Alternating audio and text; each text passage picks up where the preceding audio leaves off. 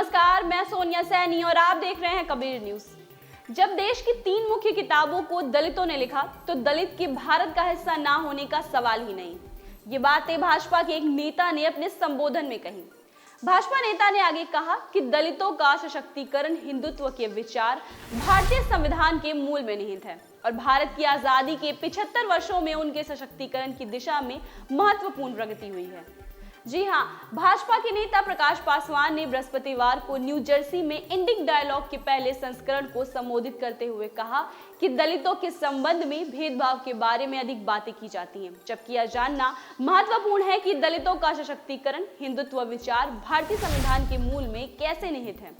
आपको बता दें, पासवान इस वक्त अमेरिकी दौरे पर हैं और दलित बहुजन और हिंदुत्व कार्यक्रम के दौरान उन्होंने बहुजन एकजुटता नेटवर्क पर सिलिकॉन वैली के साथ साथ लॉस एंजलिस में लोगों को संबोधित करते हुए यह संदेश दिया और वहां मौजूद भारतीय समुदाय के लोगों के साथ बातचीत की। इसके साथ कैलिफोर्निया में saint Joseph Fremont foundation for India और इंडियन डायस्पोरिक स्टडीज में भारत सरकार की समावेशित और विविधता की नीतियों पर भी चर्चा की।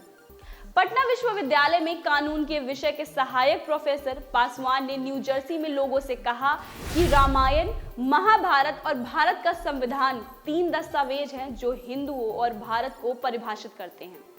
उन्होंने पूछा, जब ऋषि वाल्मीकि द्वारा रामायण, वेदव्यास द्वारा महाभारत और भारत के संविधान की मसौदा समिति के अध्यक्ष डॉक्टर बाबा साहब अम्बेडकर द्वारा तैयार भारतीय संविधान तीनों को दलितों ने लिखा है, तो दलितों के भारत का हिस्सा नहीं होने का सवाल कहां है। पासवान ने जोर देकर कहा कि भारत में दलितों पर हो रहे अत्याचार और उत्पीड़न के इतिहास को ना तो नकारा जा सकता है और ना ही कम किया जा सकता है। आगे अपने संबोधन में उन्होंने कहा, हालांकि यह जानना महत्वपूर्ण है कि भारत 1950 के बाद से दलित सशक्तिकरण की स्थापित करते क्या कर रहा है।